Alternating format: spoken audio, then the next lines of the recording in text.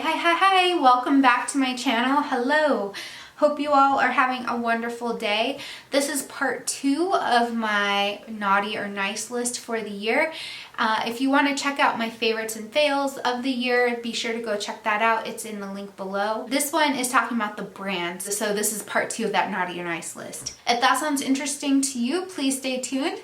By the way, if you're new here, if this is your very first video with me, hi there, welcome. Thanks for popping in and hanging out with me today.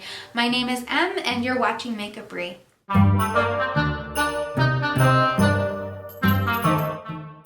I hope you like what you see today. Be sure to click that subscribe button and give that little bell icon a ringle, that's not a word, a little ring or a jingle. Yeah, anyway. Give that little bell icon a click so that you can be notified of my new videos and you can come back and hang out again in the future. At the end of this video, I'll be talking about a little giveaway I'm doing for Emalyce, and yeah, so this is a bonus video for Emalyce, so woo, woo, woo, woo, woo. Okay, that's annoying. All right, let's just get into it. So, should we do naughty first? Should we do the dirt, the tea? Should we do the tea? Or should we do the nice? Let's do the nice things first. We'll get into the nitty-gritty dirt later. Yeah, sounds good? Okay. On my list of brands who are on the nice list this year, who deserve a little applause for being a good company or releasing great products, or just in general catching my eye and are deserving of some attention and love. The first one is Makeup Geek. Now, I don't know if any of you follow Marlena or Makeup Geek and their whole social media presence, but Marlena is the owner. She is the CEO and founder of Makeup Geek. In fact, her YouTube channel was called Makeup Geek for years. Anyway, she's very transparent about her life and talking about the things that she's had to overcome over the past couple of years. She's been very open about influencers and the relationship that makeup brands have with influencers, and she's been on both sides of that spectrum, but she's been pretty open about it in the past couple of years and has been criticized and also given some accolades for her stance on that. That said, Makeup Geek is a fairly small brand in comparison to, let's say, L'Oreal or Colourpop or any of those, yet they're wildly successful, but the past couple of years they haven't really done much. You know, they were on this trajectory of doing amazing things, and then all of a sudden they just stopped being talked about. They just stopped, you know, creating brand new things that were being raved about here on YouTube or otherwise. But they've had some successes along the way, and at the beginning of this year they did a huge rebrand and relaunch of almost all of their products. And they developed the Matrix system, which is an amazing system of eyeshadows where it goes light to dark and in different shades. It's so appealing to the eyes, and this appeals to both consumers and makeup artists alike, in that you could easily pick any shade from these rows and have a look that works for you because you've got the depth and you've got the right tones for it. So I think that was such an innovative design, and I know that they're working on some new things. Marlena kind of hinted to that on her channel and on Instagram. So I'm excited to see what they come out with in 2021. But that said, I think that they deserve some recognition and some accolades for kind of a comeback that they did this year. Now all of a sudden they're being talked about a lot. Their products are being featured. The Matrix system is being featured quite a bit on YouTube. I just love seeing Marlena and Makeup Geek succeeding. So applause to her and her team for doing some great work this year. So another kind of brand that I want to give a little shout out to is Namies. So if you're not familiar with Namies, they are a Southern California based makeup store. They're kind of like an Ulta where they have both drugstore and high-end brands. They also cater to the makeup artist scene because, you know, LA has a huge makeup artist industry, so they cater to that audience where they have professional grade products. So I have a pro discount with them. I was able to meet some of the managers from Namies at IMATS earlier this year. I got signed up for their pro program where I can save quite a bit of money on product, which is amazing. But I recently placed a big order so that I would have some things for my giveaways, and some of my order didn't arrive, which you would think, oh gosh, this sounds like a horror story. I called them and I was worried because they didn't answer, and I left a voicemail and I gave them my order number and everything, and then I sent an email just in case they didn't get that message. And then I got an email back in the next business day and they said, I am so sorry about your order, and they took care of it, and they said that they were shipping that out as soon as possible. So that was just a really good customer service experience, even though it wasn't the best experience in general. Like, I would assume that I would get my whole order in, or that they would notify me if something was sold out. Obviously, that would be ideal, but that doesn't always happen. I give them some props here because they were fast to respond and quick to fix the problem. I guess other businesses have set the bar really low for me, where, you know, you have to kind of prove that you haven't gotten your product or something. I don't know, something happens where like they'll refund you instead of sending you the new product, or something weird happens. No questions asked, they fixed it, and according to the shipping, I should get my products here in the next day or so. But I thought that was just really refreshing, and I wanted to give them a little applause for their great quick turnaround and their customer service. I would just recommend checking out their site. They have some brands that you wouldn't find at Sephora or Ulta. And if you're a professional, you should look at applying for their pro program, because you can get discounts on Huda Beauty, on KVD Vegan Beauty, and so on and so forth. So little applause to them. Another brand that I feel deserves a lot of accolades and applause is Sydney Grace. Sydney Grace is an indie brand that I had heard of before but hadn't actually experienced until this year. And I have fallen in love with their eyeshadow formula. They did a sale this summer where they featured different products in different sales each day. So for example, one day they might have all their highlighters and blushes on sale for, I don't know, like 20% off. And then the following day you could get a discount off of their eyeshadows, or they had a palette that was on sale for whatever cost. I don't know, I can't remember all the sales, but I thought it was just a fun way to gauge people and not just do a blanket discount. Because blanket discounts, while they're nice, it just, I don't know, it's not as fun to me. And it gave me the opportunity to try out a significant portion of their product line. And to be honest, I fell in love. And given how hard it was for many brands to continue operations in business this year, you know, given the times and all, I thought it was so wonderful that they were still in business, fulfilling orders and so on. I just think they did an amazing job handling the challenges that businesses faced this year, and had a successful year nonetheless. I'm excited to see what other products and things that they release in the future. The collaboration that they did with Mel Thompson is a beautiful palette. I wish I got it when things were on sale, but I digress. I did get some other things that I'm excited about. Anyway, applause to Sydney Grace for having great customer service and staying in business and just doing some innovative things this year, and having amazing products, of course. Another brand that I feel deserves a shout out is Shroud Cosmetics. It is a very small indie brand, and they don't often launch many products. It's because they are so small. It was for the longest time a single person operation. Shroud Cosmetics and Beaute Bean did a collaboration this year, and it is a stunning palette. I did place an order for that, and I'm still waiting for my order to come in. The reason why I want to put Shroud on the nice list and give them some accolades is because of that palette. Oftentimes when a limited edition product goes to market and it sells out pretty quickly, a lot of people are highly disappointed that they weren't able to get it in time, especially when it sells out within the first day.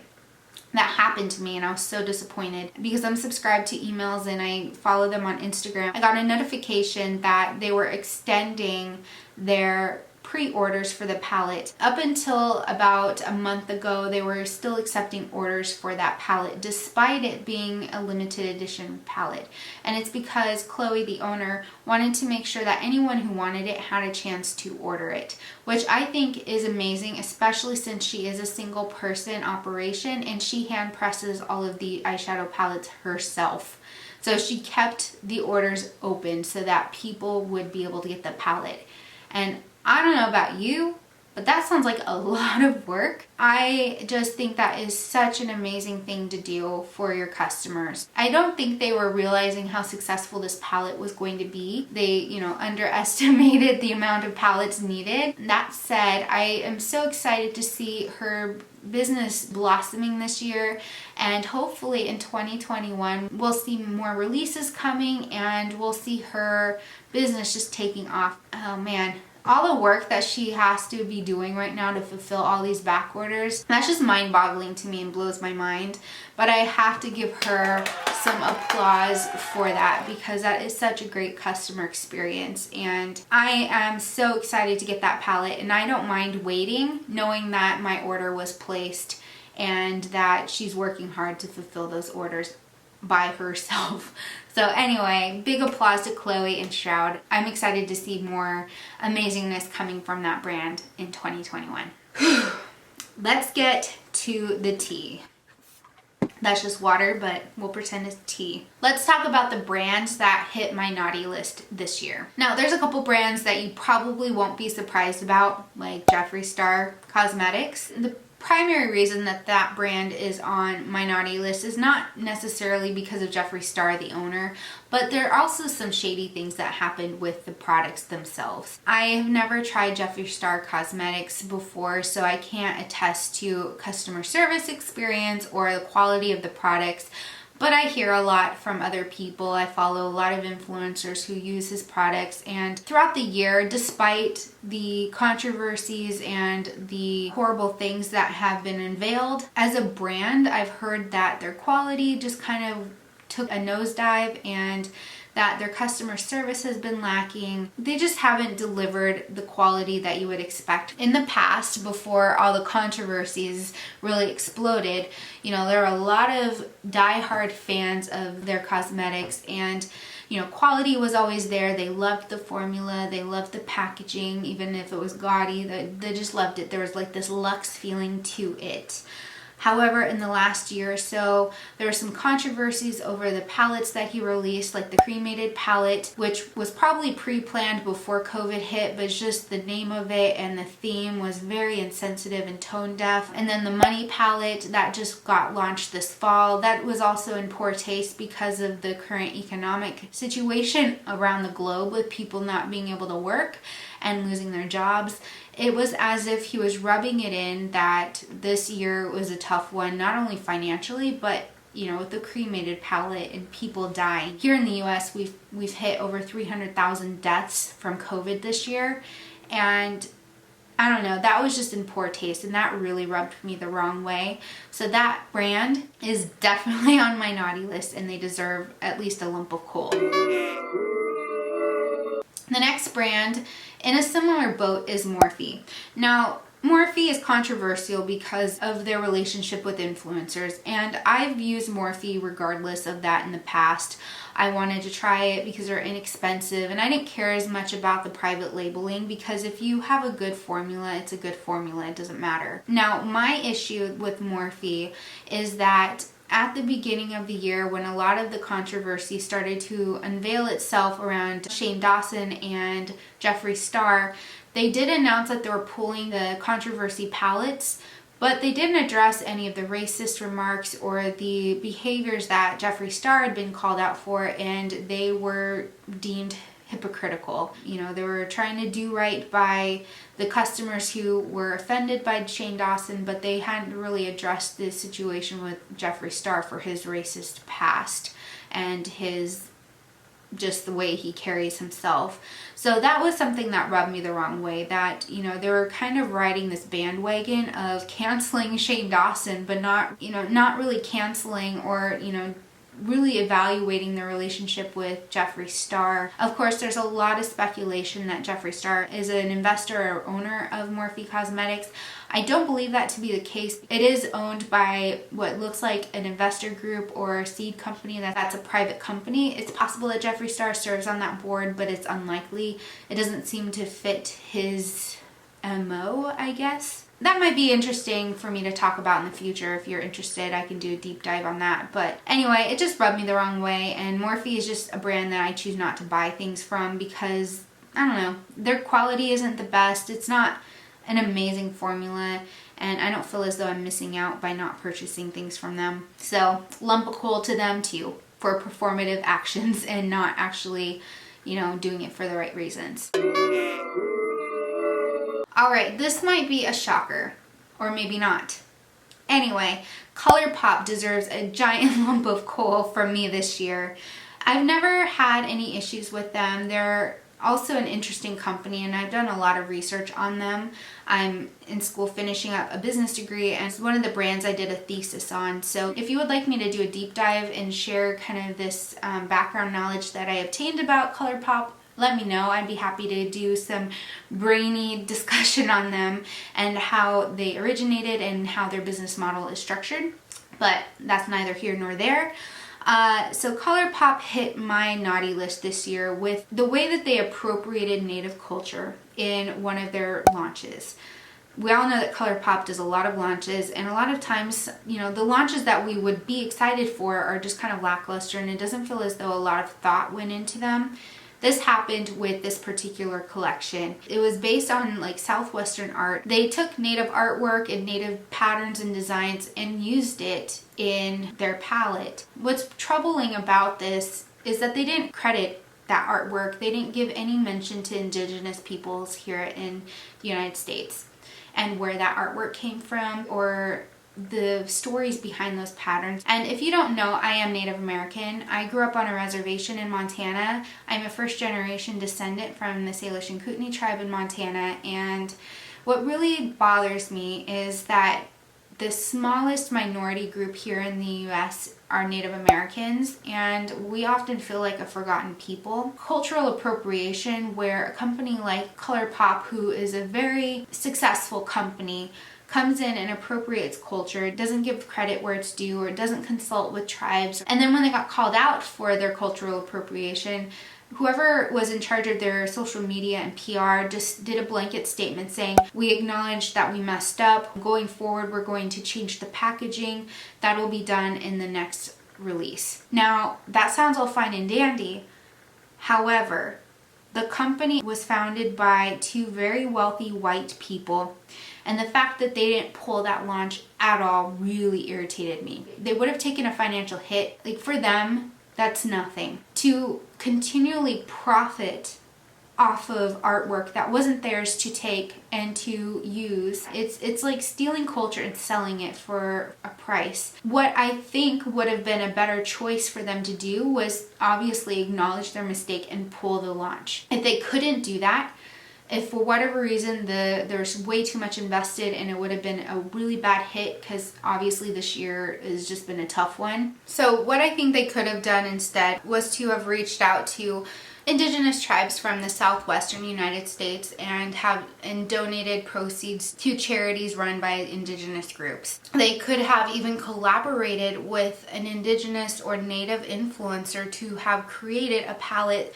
inspired by their culture to really appreciate the culture that went into those patterns. I could go into this in a lot of detail. There are so many different ways that they could have rectified that situation. They could have prevented such a fiasco to begin with by collaborating with the right people and making sure that they were applying this equitable lens to the work that they were doing. And then on top of that, you know, the way that they executed the product and then to their response, it was just a completely unacceptable situation, and there's absolutely no reason for their behaviors. And the fact that they didn't fix it and they continue to profit off of that release is just no. I rarely ever cancel a brand. I find that there are opportunities for them to make that situation better. But as a Native person, I just can't in good faith support Colourpop anymore because of their insensitive and ill-advised decision to not pull that collection. So that brand won't be earning my money, and they definitely have earned a lump of coal at the very least from me. On a similar token is Anastasia Beverly Hills. Now, I have loved their palettes for years and their eyebrow products, and they are no stranger to my makeup collection. You know, at the beginning of the year and throughout the Black Lives Matter movement, there are so many things that came to light for me that just horrified me, yet didn't surprise me at the same time. There is a black influencer who I follow on Instagram, and her name is Donnie Darkowitz, and she does amazing work. Y'all should go follow her. I found out that she was contacted by ABH and set to do a contract with them to, you know, do some looks utilizing their palettes or something. They gave her the runaround. She wanted to be paid a certain amount of money per post or something like that, and even Norvina approved it and said, yeah, that's fine. But then as she started doing the work, they changed how much they were going to pay her and kept decreasing it. And then they told her that they wouldn't pay her until she had provided the deliverables. So she delivered. They changed the payment on her yet again and completely diminished the value of her work. And then they gaslit her. Norvina gaslit her and told her, I'm sorry that happened. I'm surprised that this happened, and that's not what ABH is all about. And yet they didn't really rectify that situation as far as we know. It was just left a really poor taste in my mouth. The gaslighting, like, if you make a mistake, own it and fix it. Don't gaslight someone who is experiencing those microaggressions or outright horrendous behavior. That's unethical business behavior to start. Don't gaslight someone when they call you out for your tortious behavior, because if you're in breach of any contract with someone, especially a person who is disadvantaged in not being able to hire a fancy attorney, that is absolutely unacceptable to me, and there's no excuse for their behavior, and it really just left a horrible taste in my mouth. And at the time, I had just finished doing a color story challenge using, I think it was the Riviera palette, and it was a lot of work. I put in about 2 weeks worth of work into that video. I was considering not even posting it. I didn't want to bring any potential business to ABH because I was so disgusted with that behavior. It's just disappointing when brands do that. I mean, businesses aren't people, but they're run by people, and people are people, and people do things and say things that hurt others, and yet we're all human. So it's just hard to reconcile that at times when someone with so much power in their brand and so much power within their business can have such a strong impact on others, and they just choose not to. So I get disappointed with that. So ABH has definitely earned a lump of coal for me this year. Another brand that kind of irked me recently is Xevia's Place. On Black Friday, I placed a substantial order on their website. I ordered quite a few palettes. I was expecting to receive that within a week or two. Just, you know, it's the holidays, so you give some grace for, you know, shipping delays and such. But I got an email with a notification that my order had shipped, and I kept going back and checking the tracking, and it hadn't updated at all. It just said that the label had been made, but the parcel hadn't been scanned. So I waited a few days. Finally, 2 weeks afterwards, I had reached out to Xevia's Place and asked them, hey, so did my package get lost? It doesn't look like it has been sent out. Can you confirm? I'm hoping to get this in time for Christmas. There's a gift in there I want to ship out. And then no response.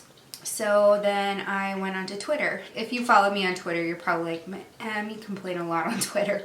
Yes, I do. But sometimes it's the only way you can get a brand's attention. So I shamelessly do that. What can I say? Anyway, I had gone onto Twitter and had tagged them saying, hey, so I placed an order on Black Friday. It looks like my package never sent. How long does it take for customer service to respond? Because it's been several days and no one has followed up with me, and there's no phone number to call. And then someone else had commented saying that they had that same issue, that they had a tracking number but no order shipment, and that they were also waiting for their Black Friday order. I had to email back in, and then 2 days later I finally got an email response back saying, hey, sorry about the issue. I forwarded this over to our shipping department to see if they could investigate this. If you don't hear back from us within 3 to 5 business days, please email back. Like, what? What kind of customer service is that? Seriously? I potentially have to wait another week to know if this is being fixed. And then I have to be proactive in following up. And it's been almost a month? Really? I still haven't gotten an email response back, but my package showed up this evening. I actually had no idea it was being delivered today, and it's pouring down rain, and it snowed a little bit today. It was our first snow of the season, woohoo! But I opened the door because I was going to take out some trash, and I saw this big box sitting on my porch in the pouring rain, and the box was soaked, and I'm like, what is this? I had no idea what it was. Bring the box in, I'm like, oh, it's Julia's place. I'm like, ooh, it's soaking wet. I hope my palettes are okay. They were perfectly fine. They packaged them well, but it blows my mind that it took so long to get that order. And I love their products. Their products are amazing. Their eyeshadow formula is one of my favorites. I just don't think I'm ever going to order through their website ever again. It was just not a good experience. It's so frustrating. I was so excited about the deal they had on their website. It was far cheaper to order through them than it was to order some of the palettes through Ulta, which also had great deals. But in the end, I think I learned a lesson that just because it's cheaper doesn't always mean that it's a better service.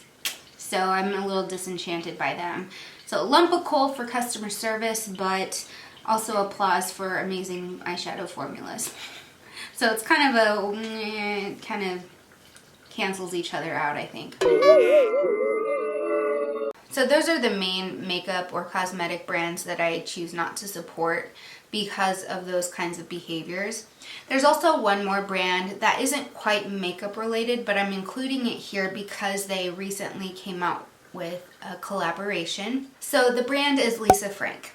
A lot of controversy there. So Lisa Frank is a company that has faced a lot of scrutiny relating to their business practices, their ethics, and how they treat their employees, how they treat their business, how they treat their customers, and so on. So I won't go into that.